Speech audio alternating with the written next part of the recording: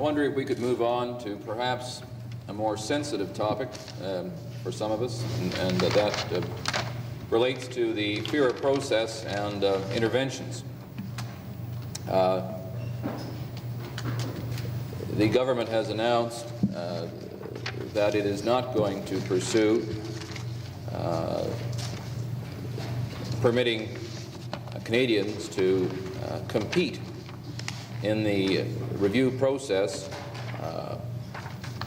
and yet third parties uninvolved in the application itself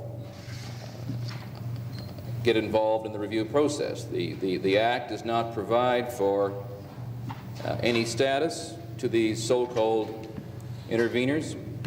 There's no formal procedure in the legislation to permit third parties who may want to compete in the review process or who may want to just have the effect of having an application turned down. I've identified 3 or 4 questions, Jack, that I thought we might put to you. And they are, firstly, is it proper to make an intervention? Secondly, who can make an intervention? Thirdly, to whom should it be made? Fourthly, what type of information should the intervener be providing? And lastly, and perhaps more significantly, is the applicant made aware of the suggestions of the intervener? Well, the minister gave the reply to the first question in his recent reply to the Canadian Bar Association brief, where he said that all of us would hold that any Canadian should have the right to make representations to his or her government in respect of a decision which the government is going to make concerning them. Let me give you an example, and it really goes on to your second question, who can make it? I suppose workers can. Many proposals become public, and acquisition proposals do. The workers are very much affected, and we would say ought to be able to say to their government what their view of that is. We think that elected officials ought to have the same right. Perhaps suppliers to the new business, and they might, we receive a number of interventions not opposing but rather supporting it, and I don't know what your position would be on whether they are admissible or not, but we take them for what they're worth. But then you get on to the alternative Canadian buyer, and I really think that's the one that you're talking about, and you might rightly question, is that a decision that's about to be made? Does it concern them? Have they got a right?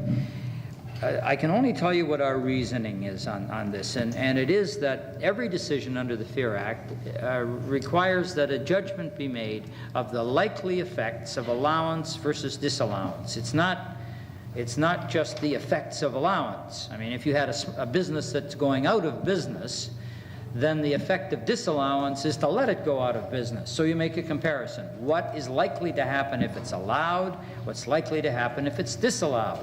And if you have an alternative Canadian buyer who's made the representations, and if the proposal is disallowed and he acquires that business, then you have addressed or spoken to the issue of Canadian participation, one of the criteria of the Act. And so that's our logic for receiving representations from alternative Canadian buyers when they take the initiative. You ask to whom should they be made? I'd say to the agency or to the minister. And if we're still talking about alternative Canadian buyers, what information should they provide us? We ask them 4 questions. Have you approached the vendor? What did the vendor say? Thirdly, do you have the wherewithal? What we're trying to do is eliminate these glint in the eye type proposals. Have you got the financial resources to consummate the deal?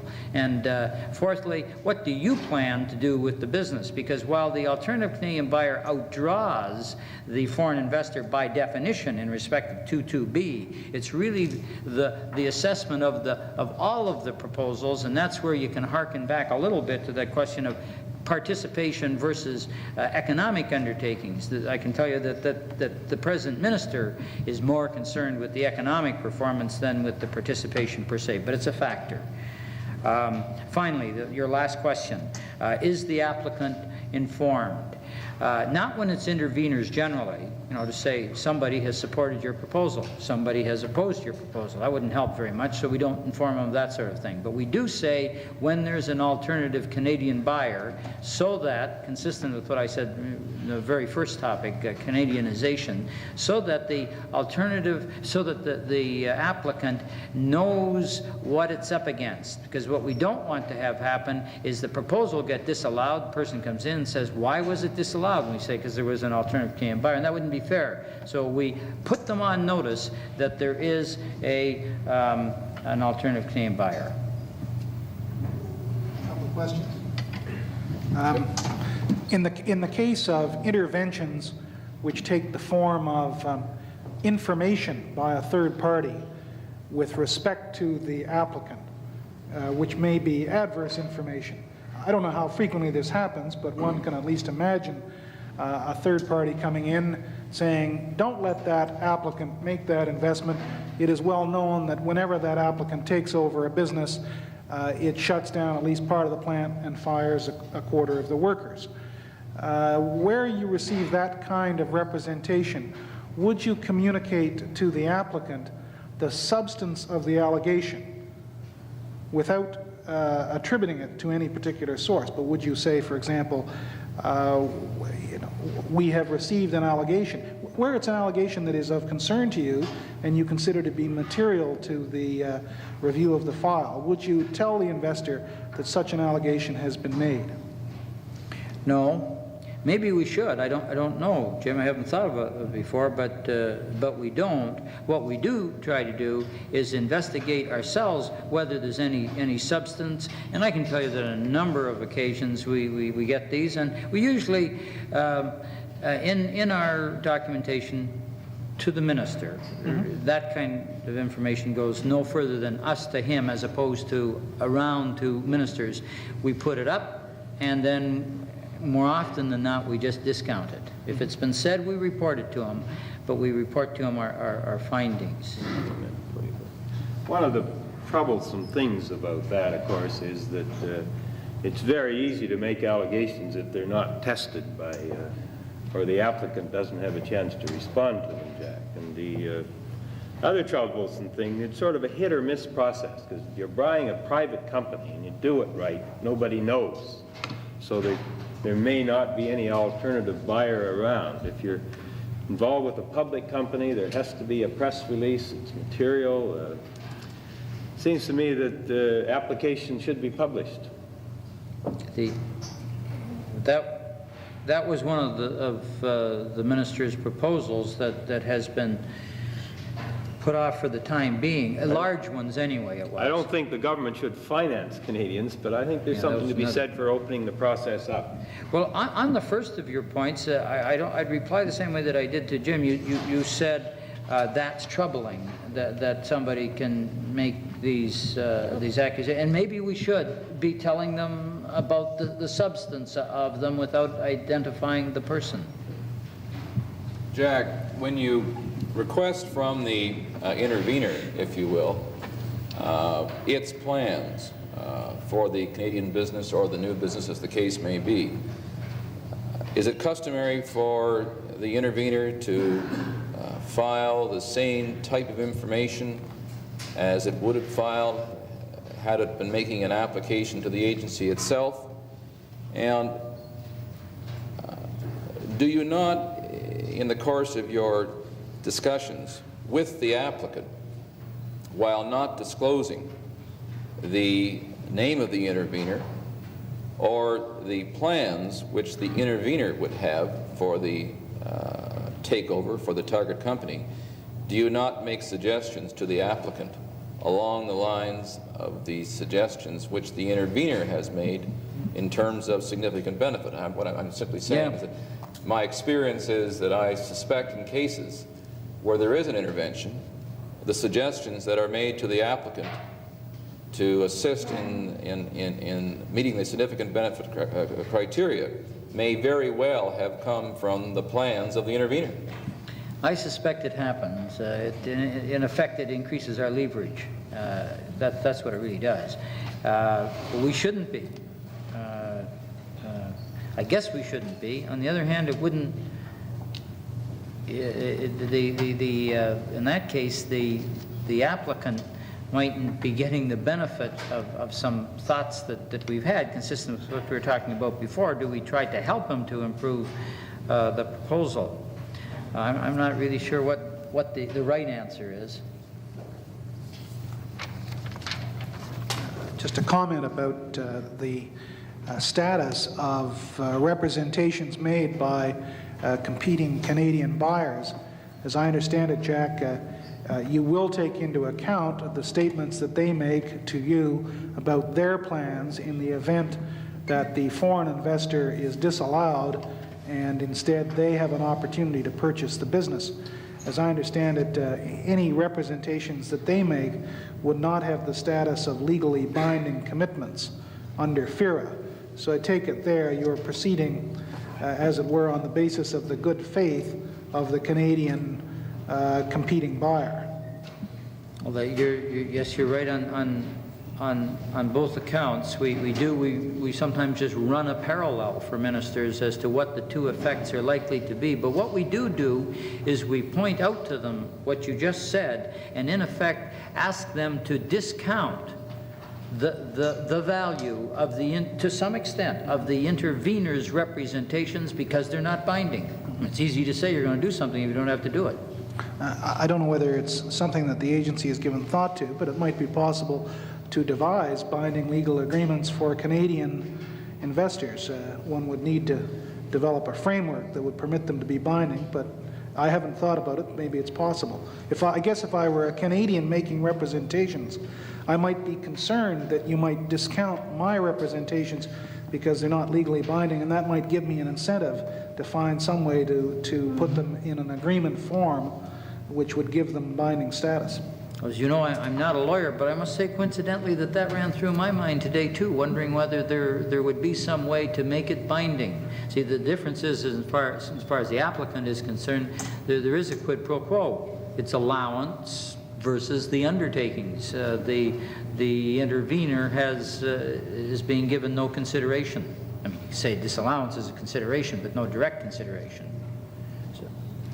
One last topic before we adjourn for the day. Section 4.1 of the Act contemplates the ability of an applicant to apply to the review agency, or to the minister, I suspect more appropriately, for a binding ministerial opinion as to the issue of eligibility, that is, whether a corporation or person is a non-eligible person, and secondly, with respect to relatedness.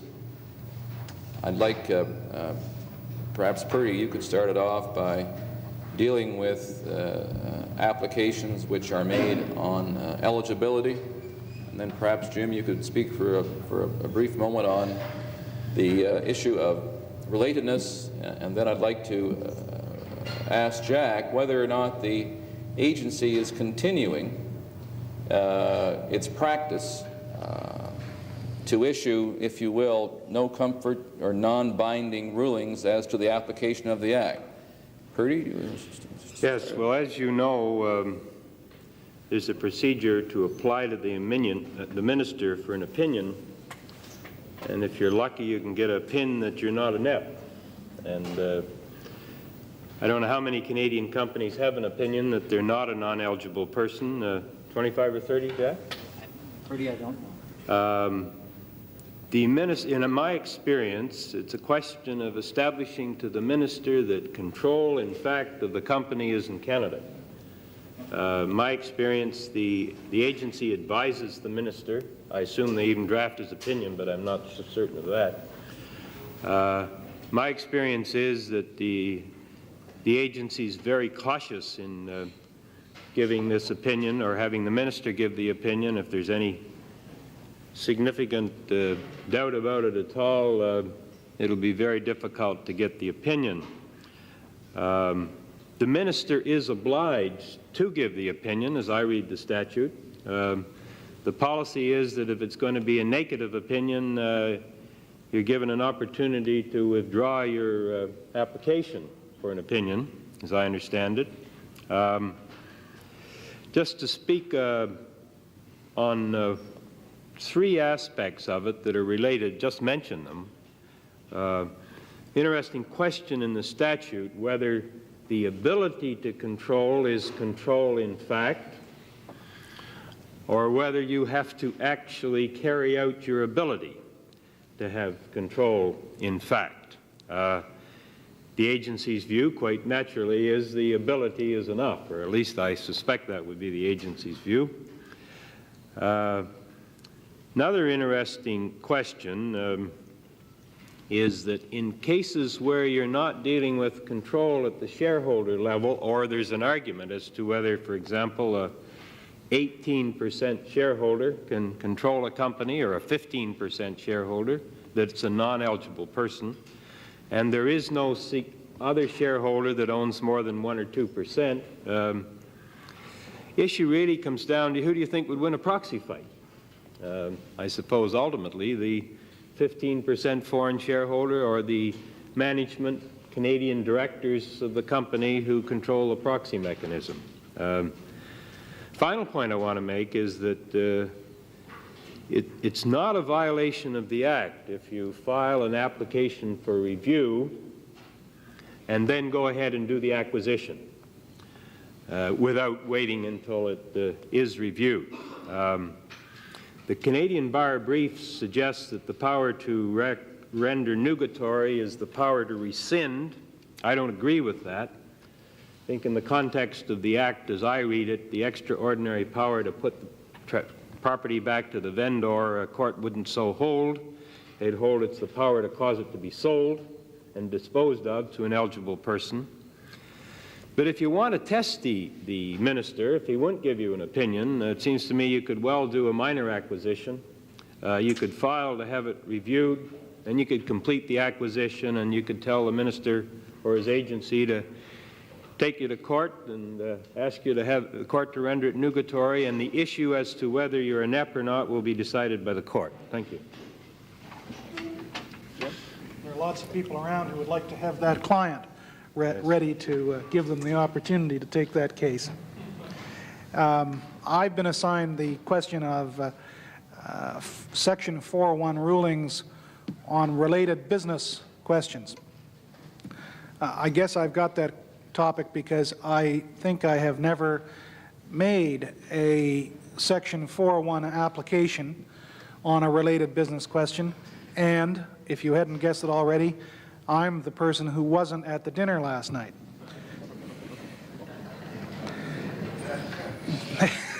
The Act provides that the minister can give rulings on relatedness.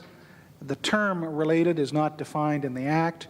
Guidelines have been published setting out the specific standards to be taken into account in determining whether one business is related to another. There are 6 guidelines.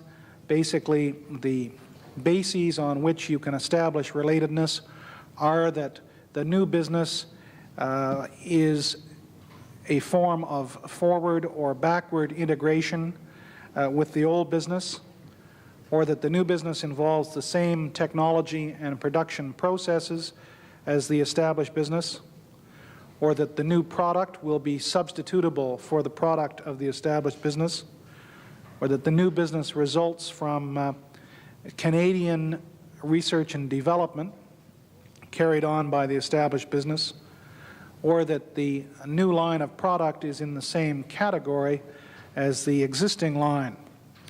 For a number of these criteria of relatedness, there is also a size test. The basic idea is that the new business should be of such a size that the existing business continues to be a significant operation of the investor. There are a number of areas of uncertainty in the application of the related business guidelines. this question of whether an activity is the same as or different from the class of activity of the existing business can frequently be difficult to deal with. I think it's one modern version of the ancient Platonic mystery about the one versus the many. I don't think Plato resolved it, and I don't think the FIRA-related business guidelines resolve it either. And I'm not sure that there are very many lawyers around who have found the solution where all others have failed. The size test can be a problem because it's prospective. It asks you to look into the future and consider how the new operation is likely to grow in comparison with the size of the existing one. Given these kinds of uncertainties, it can be exceedingly difficult to render any kind of traditional legal opinion which would itemize the facts and then say, based on the foregoing, we are of the opinion that the new business, when established, will be related to the old business. So the question then becomes, what kind of level of comfort is your client seeking? The kinds of comfort that are available are basically, I think, two. One is the minister's formal opinion, and the other is an informal consultation with the agency. I think the client will be interested in the minister's formal opinion where the following factors obtain. Number one, the client has got lots of time. I don't know what the statistics are on 401 applications on related business, but I suspect that it probably takes a number of months to get a ruling on relatedness. Secondly, the question of the use to which the ruling is to be put. If the client is, for example, trying to provide first-class assurance to financiers, it may be that he will be able to settle for nothing less than a ministerial ruling. A question of policy considerations might be involved. If the activity is an expansion into a sensitive industry, the investor or U.S. counsel may feel that it would be imprudent to proceed where there's some uncertainty on the question without getting a ministerial ruling. If you don't have those problems, you may be able to decide that as a practical matter, a consultation with agency officials about the facts will be sufficient if you can determine in that consultation that the agency officials don't seem to be troubled by the prospect of the client taking the position that the new activity will be a related business. You have to do a fair amount of reading between the lines in such a discussion, but if, having laid out all the facts for the agency officials, you sense that they're fairly comfortable with the idea that the client may proceed on the basis that it's related, then that may be the way you go. Thank you, Jim. Jack, just one final question. The Act does not provide any capability of obtaining a binding opinion on the issue as to whether or not the Act in fact applies to a given transaction. For example, it's sometimes unclear as to whether the acquisition of real estate is subject to the Act itself. In the past, the agency has been very helpful in issuing what I referred to as no action or comfort letters that are not binding on the minister to assist practitioners in applying the Act. Is the agency continuing to follow that practice, or can we expect some change? The answer is yes and no. It's yes, my understanding that comfort letters are being given, but I should tell you that the view is held by at a sufficiently senior level in the agency as to have some weight, that the agency should not be doing the work of counsel, that this Act is self-complying, and that if a case comes forward that it is quite clear that it is a non-reviewable proposal, then I guess counsel should take it on itself to provide that advice to the client.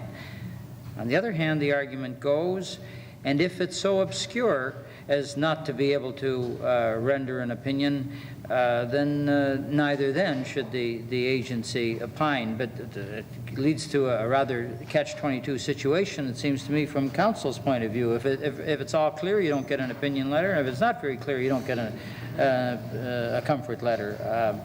I'd like to know what your own experience collective experiences have been. Have you sensed any change? I think personally, I wouldn't ask for an opinion letter if I could give the opinion myself. I'd only ask for it if I thought I couldn't give the opinion myself.